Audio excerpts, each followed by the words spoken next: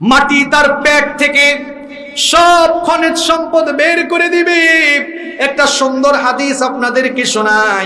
এই হাদিসটি বর্ণনা করেছেন সাইয়্যিদুল মুহাদ্দিসিন আবু হুরায়রা রাদিয়াল্লাহু আনহু।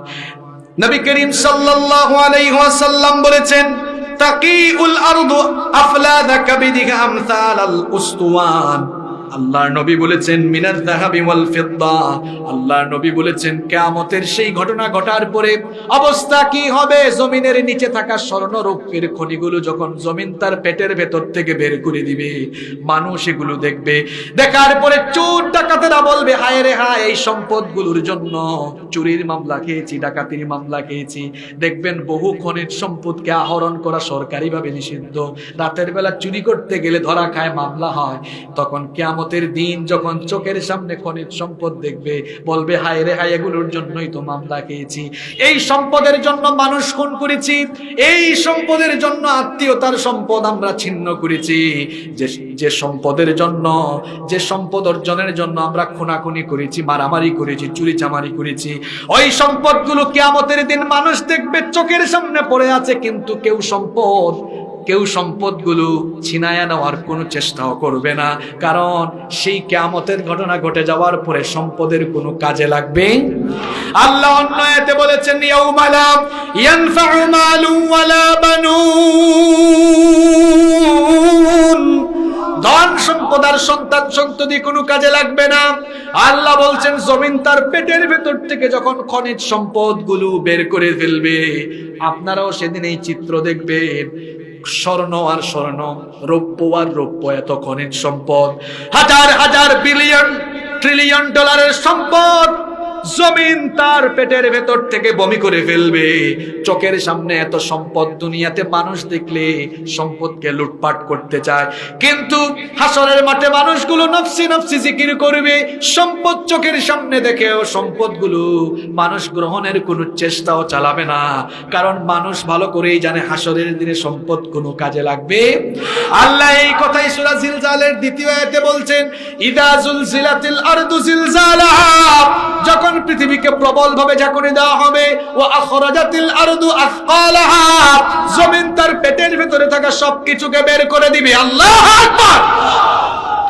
এই দৃশ্য মানুষ দেখে তখন বলবে, ওয়া ক্বালাল ইনসানু মা লাহা। মানুষ তখন বলবে, কি ব্যাপার, এই জমিনের আজ হঠাৎ করে কি হলো, এমন অবস্থা কেন হচ্ছে, এমন অবস্থা কেন হলো, কেন আমরা কবর থেকে উঠলাম? আল্লাহ সূরা ইয়াসিনের মধ্যে, ওয়া নুফিখা ফিস সূরি ফাইদা হুম মিনাল আজদাথি ইলা রাব্বিহিম ইয়ানসিলুন। আল্লাহ বলছেন, সিংহায় ফুৎকার, অর্থাৎ দ্বিতীয়বার সিংহায় ফুৎকার দেওয়ার পরে কবর থেকে উঠে মানুষ যখন রবের দিকে ছুটবে, মানুষ যখন দেখবে অবস্থা এমন হয়েছে, জমিন উলটপালট হয়ে গিয়েছে, ভূকম্পনের মাধ্যমে সব ক্ষয় লয় হয়ে গিয়েছে, জমিন তার পেটের ভেতর থেকে সবকিছু বের করে দিয়েছে।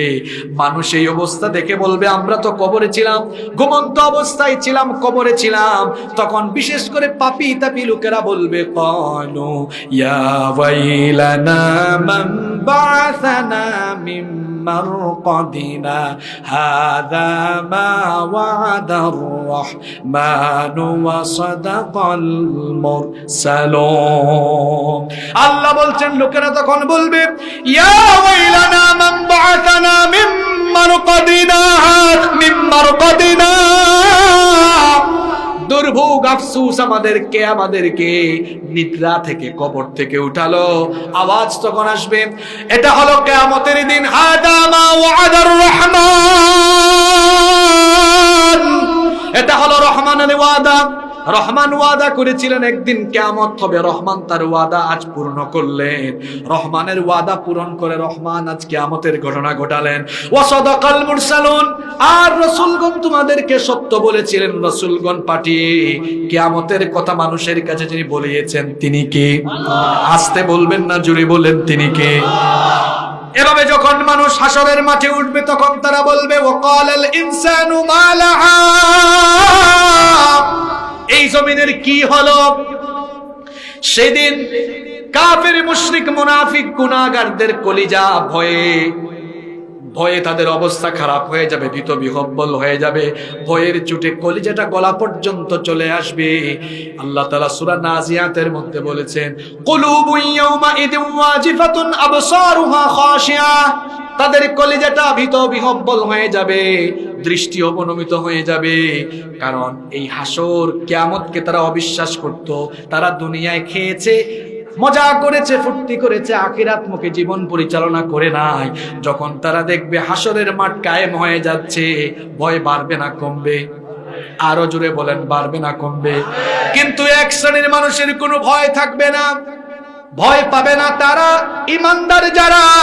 রব্বুল আলামিন তাদের ব্যাপারে কোরআনুল কারীমের 21 নম্বর সূরা সূরাতুল আম্বিয়া এর 103 নম্বর আয়াতে বলেছেন, লা ইয়াহজুনুহুমুল ফাযাউল আকবার ওয়া তাতালাক্কাহুমুল মালাইকা হাযা ইয়াউমুকুমুল্লাযী কুনতুম তুআদুন।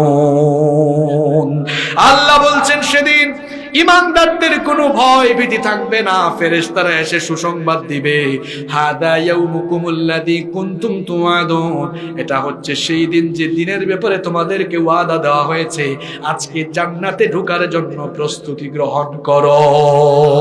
আল্লাহ তাদের কাতারে আমাদেরকে শামিল করে দাও। আরো জোরে বলেন আমিন।